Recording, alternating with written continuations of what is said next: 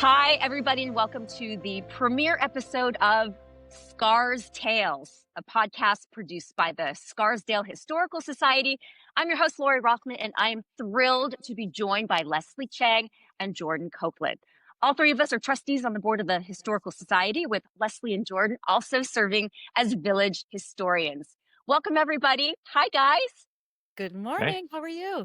Great. This is so exciting. This is a new venture for us. And we thought we'd launch our first episode by introducing ourselves. Leslie, let's just dive right in. What's your background? How'd you become involved with the Scarsdale Historical Society? Great. Well, my degrees from college are in education and art history, but then in my career, I didn't really pursue those areas. I was more in software and communications. And then I stopped working to become kind of to raise a family, but also became really a career volunteer in town here. And that's been for about 17 years I've been in Scarsdale. And as for the Historical Society, I was really just a stalker on their social media. I was constantly liking every single post. And at the time, Jordan was the admin or one of the admins of the account and kept seeing me pop up, I imagine, and happens to know me and thought he should see if I wanted to get involved. So here we are. Here we are, Jordan. That was a pretty good call bringing Leslie along. You've been on the board many years. Talk to us about your inspiration, your background. How'd you get here? Sure. So I've been in Scarsdale for a couple decades now, and I first got into local history when I was teaching fifth grade at a public school in the Bronx. And we did this great project looking at what the neighborhood there was like in 1923 when the school was built, and then again today. So then I started researching my house in Scarsdale because I started got bitten by the bug, and then my street, and then my neighborhood. And then I decided, well, I've got all this knowledge now. I should do something with it. So I did a walking tour of Edgewood, and then I did it again, and more people came out. And then I started looking to other things and doing a tour of downtown. And I was asked to join the Scarsdale Historical Society, and then eventually associate village historian, and then village historian now. Well, I've so enjoyed getting to know both of you and collaborate with you. I'm basically a journalist, mostly in the financial industry. And I guess you guys needed to fill some spots on the board. So I was thrilled to be invited a year or so ago. Now, if you follow Scarsdale Historical Society social media, you have seen some of the remarkable and fascinating stories Leslie and Jordan have uncovered and brought to you. And we wanted to delve into them in this podcast. So we chose two of our favorites. Leslie, let's begin with you. So much of the local history that you've taught us about really connects us to the broader world and even some famous folk. Exactly. One of the wildest stories has to do with one of the most famous portraits in the world. It's an image everyone would recognize. It's known as Whistler's mother. And it's this picture of a woman sitting sideways. She looks kind of like a Puritan or a pilgrim. She's draped in black. She has a white kind of lace cap on, and she's holding a handkerchief, and there's kind of a print hanging on the wall next to her. It's an image that you've seen on The Simpsons and in movies and magazine covers. It even had a postage stamp at one point for Mother's Day. And Whistler's mother herself once lived in Scarsdale. And so I'd always heard that as village lore. And what's fun about some of the village lore is a lot of it came about before the digital age. And now that we're here in the digital age, I can look up a lot of these things and find out a lot more than people could find, decades ago. So, Definitely. yeah, with a quick Google, I immediately found that many of her letters had been digitized by the University of Glasgow. And, decades of letters. She was a prolific letter writer. And her son was James Whistler, who became one of the most famous Sure. American artists of the 19th century. And he what's that? I was just going to say your jaw sort of drops when you hear that connection to Whistler because everybody knows the Whistler's mother painting.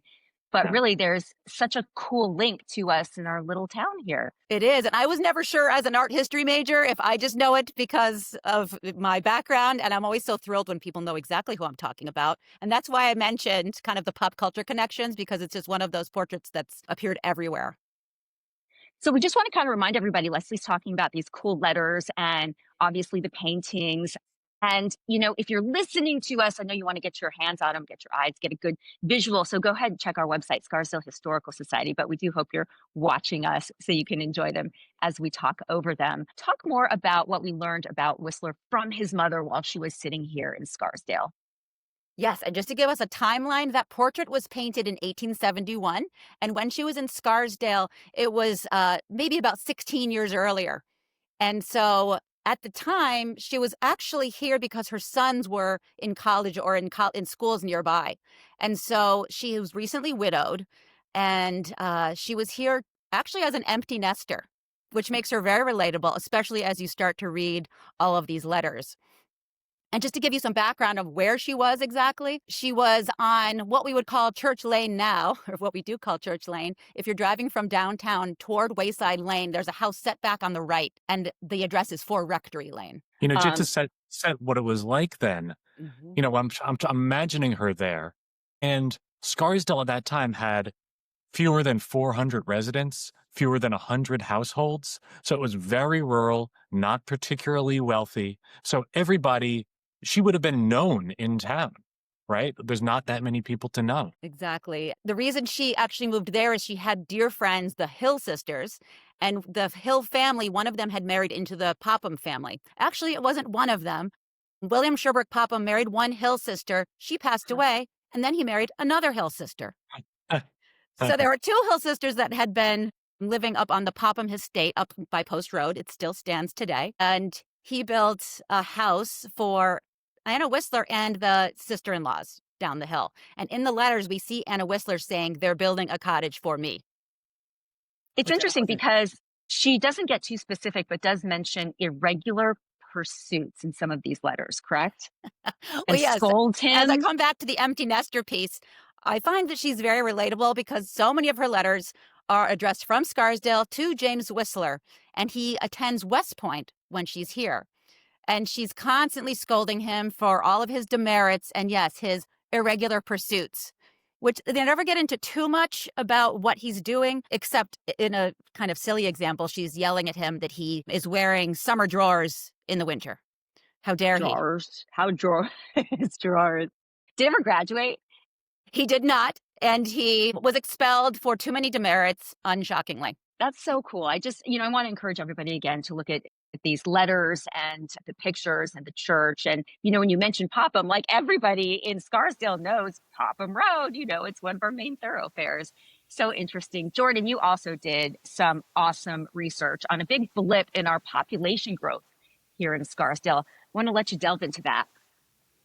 Sure. So there's all these books that talk about how the federal census shows that Scarsdale's population dropped from 317 in 1830 to 255 in 1840. And I know that's probably pretty esoteric for most people, but the reason was always given that Scarsdale was landlocked and falling behind the other towns in Westchester that had water access and better routes to New York City, getting to those markets. And that explanation never really made sense to me, since it represents a significant exodus of like 20% of the population over a decade. And Scarsdale was just as landlocked in 1840 as it was in 1830 and 1850. So, like, what's the deal? So I just kind of went down this little rabbit hole about that, looking for other explanations. Was there a war? Was there a drought? Was there disease? And nothing really added up. So I started digging into the censuses themselves and looking person by person who was in Scarsdale in 1830 and supposedly left in 1840. And that was confusing because a lot of them were sort of significant people in town. Plus, some of them seemed to come back in 1850. So you've got this weird temporary departure.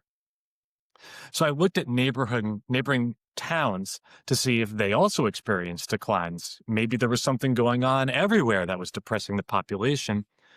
And some of them actually experienced temporary bumps, some increases in their populations. So that's weird. But that's what really cracked it open, because then I So, started looking. Yeah, go ahead. no, I was just going to say, so Leslie and I know the punchline to the story. It is unbelievable what happened. So I want you're going to just absolutely be blown away to understand why this inconsistency happened. Yeah, and it's a funny thing because, it's like, it's as a historian, there's all sorts of different approaches you can take. And I guess what this solution came from was looking at data. Of course, this is in the world too, not in isolation, but in combination with other things. So I found an 1851 map with the property owners on it, and I plotted the census data on that map.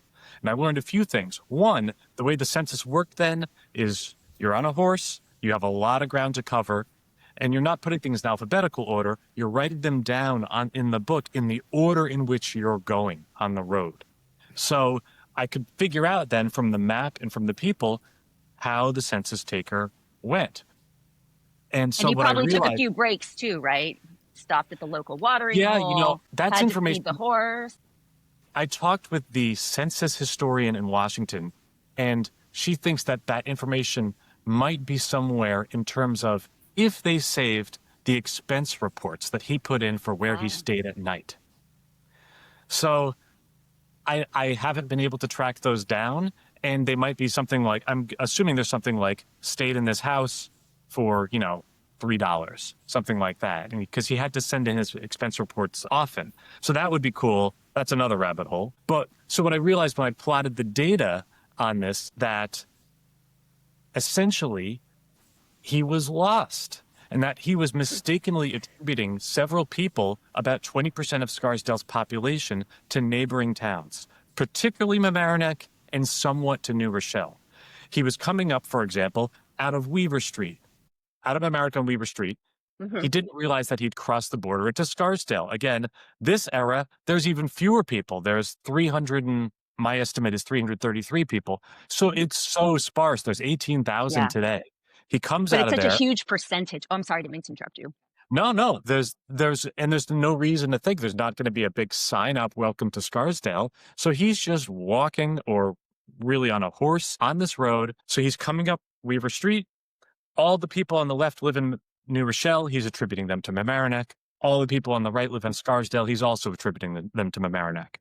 He comes up, he hits Daisy Farms Road, which is then called Crossway. He makes a left, he goes into New Rochelle. He's attributing all those people to Mamaroneck. And then at some point, he figures it out and starts attributing people when he's deep-ish into New Rochelle. He starts attributing them correctly to New Rochelle. He probably just asked the right person, where am I? What town is this? And they said so, and he just switched over. He was not going to go back and fix it. It was the same guy who had to do all of Westchester County, which included at that time the entire Bronx. That was part of Westchester County. So he was hustling. So there was sort of no need to go back. And the whole purpose of the census at that point and today is representational apportionment, how you get the House of Representatives. So who was in each individual town probably didn't even matter as much. There wasn't federal funding. I don't think that was going to be attached to it. So in sum, nobody left Scarsdale. The census numbers are inaccurate. And it's a pretty good lesson for me for that historical research and others, because people make mistakes, right? Just because somebody wrote it down on a piece of paper doesn't mean that it's right. So you can kind of question your sources. So it's 1851, Jordan. 350 people live in Scarsdale. I mean, where are we now? Just for comparison's sake.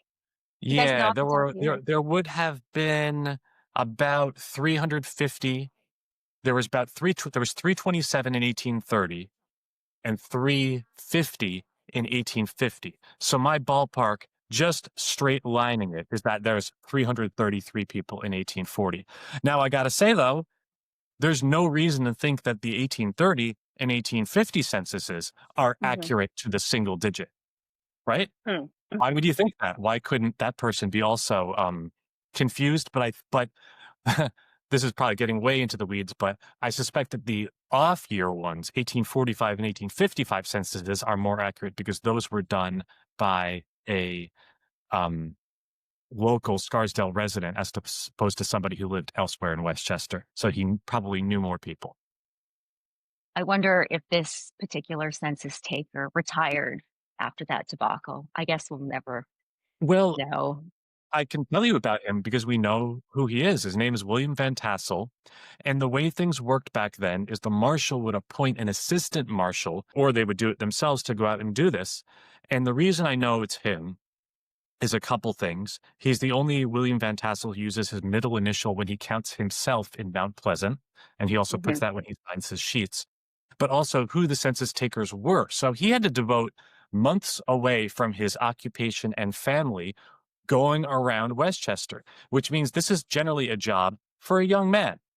It's a more arduous job for an older person, and somebody who's in mid-career, a farmer, a merchant, they can't leave their business for a few months to go around and count people. It's not that well paying, but it's a good job for somebody who's 19, 20, 21, doesn't have a family depending on them, and they can take a few months, have a little adventure, come back and do it.